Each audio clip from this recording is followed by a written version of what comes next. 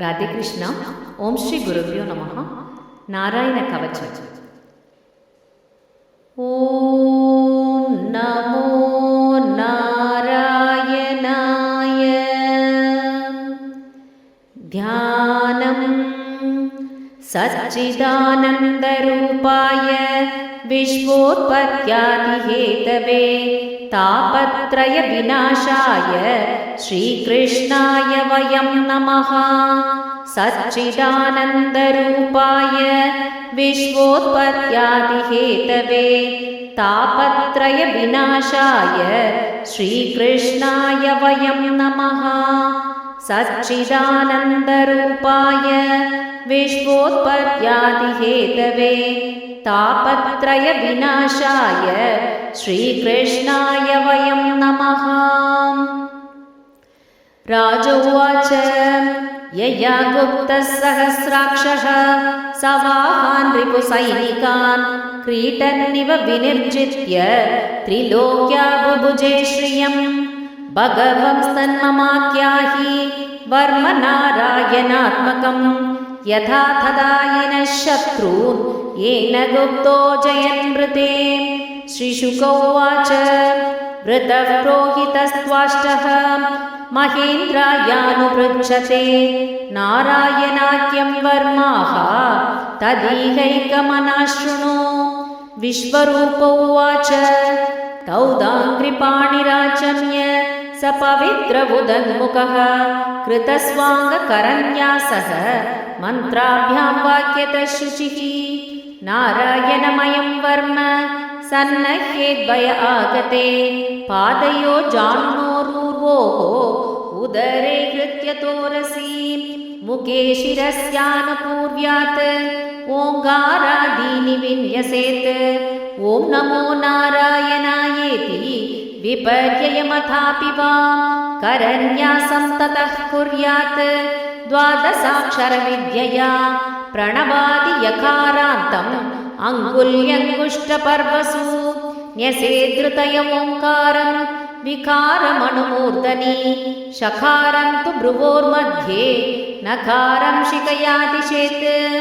ವೇಕಾರಂ ನೇತ್ರಯೋರ್ಯುಂಜ್ಯಾತ್ ನಕಾರಂ ಸರ್ವಸಂದಿಷು ಮಕಾರಮಸ್ತ್ರಮುದ್ದಿಶ್ಯ ಮಂತ್ರಮೂರ್ತಿರ್ಭವೇದ್ಭುತಃ. ಸವಿಸರ್ಗಂ ಪಡಂತಂ ತತ್ ಸರ್ವದಿಕ್ಷೋ ವಿನಿರ್ದಿಶೇತ್. ಓಂ ವಿಷ್ಣವೇ ನಮ ಇತಿ ಆತ್ಮಾನಂ ಪರಮಂ ಧ್ಯಾಯೇತ್. ಧ್ಯೇಯಂ ಷಟ್ಶಕ್ತಿಭಿರ್ಯುತಂ ವಿದ್ಯಾ ತೇಜಸ್ತಭೋ ಮೂರ್ತಿಂ ಇಮಂ ಮಂತ್ರಮುದಾಹರೇತ್. ಓಂ ಹರೇರ್ವಿದಧ್ಯಾನ್ ಮಮ ಸರ್ವರಕ್ಷಾಂ ನ್ಯಸ್ತಾಂಗ್ರಿ ಪದ್ಮಃ ಪದಕೇಂದ್ರಪೃಷ್ಠೇ. ದರಾರಿ ಶರ್ಮಾಸಿ ಗತೇಷು ಚಾಪ ಪಾಶಾಂತದಾನೋ ಅಷ್ಟಗುಣ ಅಷ್ಟಬಾಹುಃ. ಜಲೇಷು ಮಾಂ ರಕ್ಷತು ಮತ್ಸ್ಯಮೂರ್ತಿಃ ಯಾತೋ ಗನೇಭ್ಯೋ ವರುಣಸ್ಯ ಪಾಶಾತ್. ಸ್ಥಳೇಷು ಮಾಯಾವಟು ವಾಮನೋ ವ್ಯಾತ್ ತ್ರಿವಿಕ್ರಮಃ ಕೇವತು ವಿಶ್ವರೂಪಃ. ದುರ್ಗೇಶ್ವಟವ್ಯಾಜಿಮುಖಾದಿಷು ಪ್ರಭುಃ ಪಾಯಾತ್ ನೃಸಿಂಹೋ ಅಸುರಯೂತಪಾರಿಃ. ವಿಮುಂಚತೋ ಯಸ್ಯ ಮಹಾಟ್ಟಹಾಸಂ ದಿಶೋ ವಿನೇದುರ್ನ್ಯಪದಂಶ್ಚ ಗರ್ಭಾಃ. ರಕ್ಷಸ್ವಸೌ ಮಾಧ್ವನಿ ಯಜ್ಞಕಲ್ಪಃ ಸ್ವದಂಶ್ಚಯೋನೀತತರೋ ವರಾಹಃ. ರಾಮೋದ್ರಿಕೂಟೇಷು ಅತ ವಿಪ್ರವಾಸೇ ಸ ಲಕ್ಷ್ಮಣೋ ವ್ಯಾದ್ಭರದಾಗ್ರಜೋಸ್ಮಾನ್. ಮಾಮುಗ್ರಧರ್ಮಾದಖಿಲಾತ್ ಪ್ರಮಾದಾತ್ ನಾರಾಯಣಃ ಪಾದು ನರಶ್ಚ ಹಾಸಾತ್. ತತ್ತಸ್ತ್ವಯೋಗಾತ್ ಅತಯೋಗನಾಥಃ ಪಾಯಾತ್ ಗುಣೇಶಃ ಕಪಿಲಃ ಕರ್ಮಬಂಧಾತ್. ಸನತ್ಕುಮಾರೋವತು ಕಾಮದೇವಾತ್ ಹಯಶ್ರೀ ಮಾಂ ಪದಿ ದೇವಹೇಳನಾತ್. ದೇವಶಿವರ್ಯಃ ಪುರುಷಾರ್ಚನಾಂದರಾತ್ ಕೂರ್ಮೋ ಹರೇರ್ಮಾಮಿರಯಾದಶೇಷಾತ್.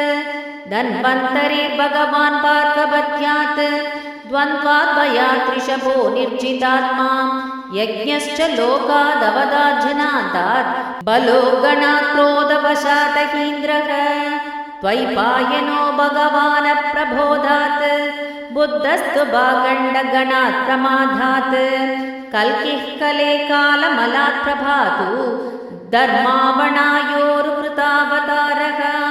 मां केशवो गतया प्रातरव्यात् गोविन्द आसङ्गवमातवेणुः नारायणः प्राण उदात्तशक्तिः मध्यन्दिने विष्णुररीन्द्रपाणिः देवोपराह्णे मधुहोक्रदन्वा सायं त्रिधामावतु माधवो मां दोषे ऋषिकेश उदात्तरात्रे निशीदये गोवतु पद्मनाभः श्रीवत्सदामा अपररात्र ईशः प्रत्यूष ईशः ससितरो जनार्दनः दामोदरो व्यात् अनुसन्ध्यं प्रभाते विश्वेश्वरो भगवान् कालमूर्तिः चक्रं युगान्तानलदिग्मणिनि भ्रमत्समन्धात् भगवत्प्रयुक्तं दन्दक्तिदन्दक्त्यरिसैन्यमाशु कक्षं यथा वातसखो हुताशः गतेश निस्पर्शन विस्फुलिङ्गे निष्पिण्डि निष्पिण्ड्यजितप्रियासि